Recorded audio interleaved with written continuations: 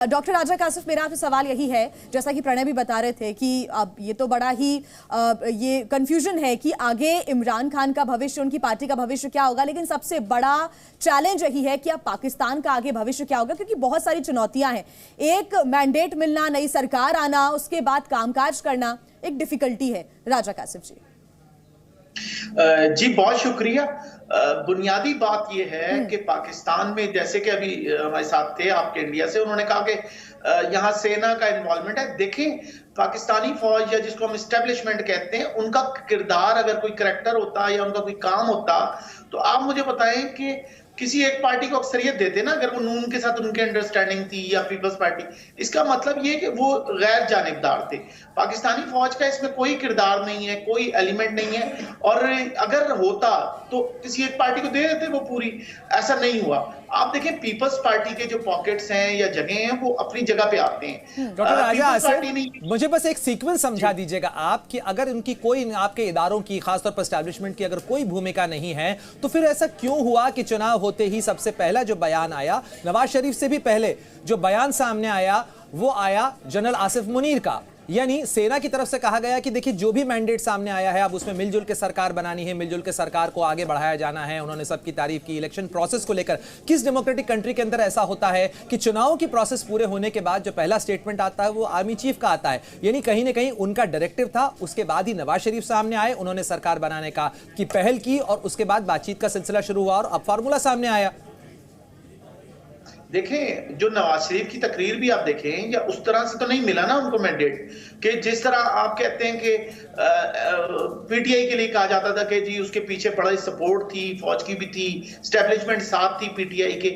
ऐसा नहीं था। 2024 के इलेक्शन में कहीं कोई फौज का कोई किरदार नहीं है, कोई करैक्टर नहीं है। उन्होंने गैर जानिबदार इलेक्शन कराया पाकिस्तान की फौज ने, और इससे अंदाजा लगाए ना कि जिसमें जितनी ताकत थी उसने उतनी सीटें ले ली।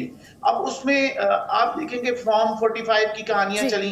कोई कहा जाता है कि कोई जाली फॉर्म भी बना के लोगों ने शेयर किए, पीटीआई की जानिब से ऐसी खबरें चला दी गई। और पाकिस्तान का मीडिया तो आपको पता है कि जिस तरह से चलता है। साहब, कहा तो ये भी जा रहा है कि प्लान कुछ और था, पाकिस्तान की आवाम ने उसे नाकाम कर दिया। नहीं, देखें, अवाम अगर नाकाम कर रही होती तो प्लान, आपको क्या लगता है कि अगर एस्टेब्लिशमेंट चाहे तो सब कुछ चेंज हो सकता था? नहीं हुआ। इसका मतलब है वो बड़े न्यूट्रल थे इस दफा, और अगर न्यूट्रल है तो हमें मानना चाहिए। और ये फॉर्म 45 की भी कहानी घुमा दी गई, और पाकिस्तान का मीडिया, मुझे लगता है कि इतना गैर जानिबदार कभी भी नहीं रहा।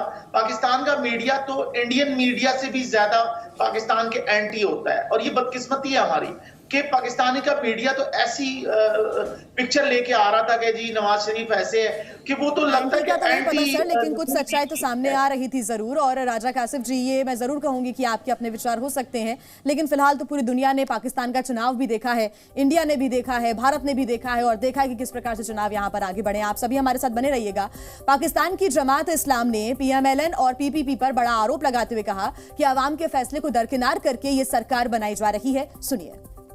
समझता हूँ कि ये पूरा जो जमहूरियत है उसके ऊपर हमला है, और ये डाका है अवामी राय के ऊपर, और ये हमारे आइन और कानून की खिलाफ वर्जी है। और जो लोग भी इसके मुर्तकिब हैं, उन्होंने पाकिस्तान के साथ अच्छा नहीं किया, जमहूरियत के साथ अच्छा नहीं किया। अवामी राय का एहतराम करना चाहिए। जो जीता है उससे जीतने दो, जो हारा है उसको हरा दो। किसी को इजाफी कोई चीज़ नहीं मिलनी चाहिए। इसके नतीजे में ये पूरा निज़ाम तो सामने आ गया ना, इस पूरा सिस्टम सामने आ गया लोगों के। किसी को ये जुर्रत नहीं होती कि वो सामने आकर हक बयान कर सकें, सच बयान कर सकें। मफाद परस्तों का एक टोला है, एक तमाम जगहों के ऊपर ऐसे लोग दस्तयाब हैं लोगों को कि जो अपना ज़मीर बेचते हैं, जो अपना सब कुछ बेचकर जमहूरियत पर शबखून मारते हैं और अवामी राय की तौहीन करते हैं। तो ऐसे लोगों के साथ तो मैं अपना निशान और नाम नहीं लिखवाना चाहता था। मैंने उन लोगों के साथ अपना नाम और निशान लिखवाया है कि जो हक और सच के ऊपर खड़े होते हैं, चाहे उसके लिए उन्हें ज़ाती मफाद की कुर्बानी देनी पड़े। सियासी बयानबाजी, आरोप प्रत्यारोप यहाँ पर भी जारी हैं। आपने सुना। हसन दुरानी जी, मेरा सवाल आपसे यही है कि पत्रकार होने के नाते क्या आप ये मानते हैं कि यहाँ का जो मीडिया है पाकिस्तान का, वो इस बार बहुत एंटी हो गया, या आप ये भी मानते हैं कि हाँ, फौज का कोई इंटरफेरेंस नहीं था, जैसा कि राजा कासिफ जी भी कह रहे थे? देखिए, पाकिस्तान की मीडिया की जो बात की है राजा साहब ने, वो एक हद तक तो दुरुस्त है, लेकिन मैं उसके अंदर एक चीज को ऐड करूंगा कि पाकिस्तान में 2 या 3, अगर मैं आपको गिन के बता सकूं तो 3 मीडिया चैनल्स या मीडिया हाउसेज ऐसे हैं जो कि ऑलमोस्ट पाकिस्तान की स्टेट के खिलाफ जो है वो उन्होंने बहुत ज्यादा और ख़ासतौर पर इस इलेक्शन को उन्होंने मुतनाज़ा बनाने के लिए भरपूर कोशिश की। उसके अंदर ARY भी है, टॉप के ऊपर ARY है, 92 है और इस तरह एक दो चैनल्स और भी हैं।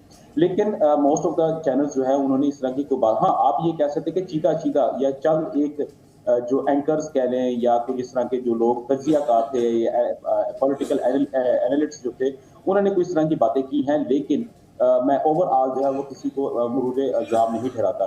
दूसरी बात ये कि फौज की अगर मैं बात करता हूं तो जहां तक राजा साहब ने बात की है इस दफा जो राजा साहब हसन दुरानी साहब, आपके साथ ही मेरा राजा कासिफ साहब से भी इस चीज को लेकर सवाल है कि जिस तरीके से हम तो जाते हैं नवाज शरीफ के उस बयान पर, क्योंकि माना जा रहा है PMLN की अगुवाई में सरकार बन रही है, वो सबसे बड़े नेता हैं, उन्होंने चुनाव प्रचार से लेकर चुनाव के बाद के अपने पहले भाषण के अंदर साफ कहा था कि वो पड़ोसी मुल्कों के साथ में बेहतर रिश्ते चाहते हैं, जो पुरानी गलतियां हैं, पुरानी चीजें हैं, उनको दरकिनार करना चाहते हैं। इस नई सरकार के पास में कितनी छूट होगी कि वो भारत के साथ अपने रिश्तों को बेहतर बना पाए, कि या माना जाए कि अभी भी पीछे से तार तो सेना ही चलाएगी?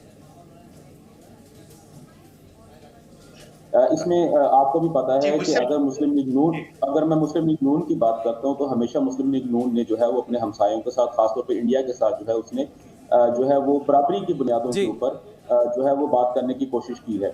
लेकिन इमरान खान साहब जैसा जो लीडर था वो शायद ही आपको दोबारा कभी मिल सकेगा, क्योंकि आप जो मर्जी कर लेते थे, जैसे मर्जी कर लेते थे, वो आपकी बात मानते भी थे और वो उस पर किसी किस्म का रिएक्ट भी नहीं कर पाते थे।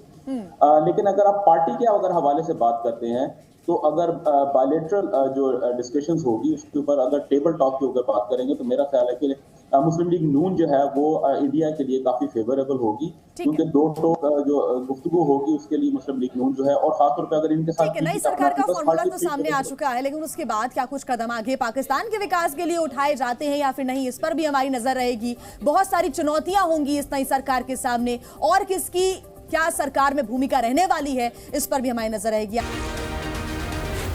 Z News।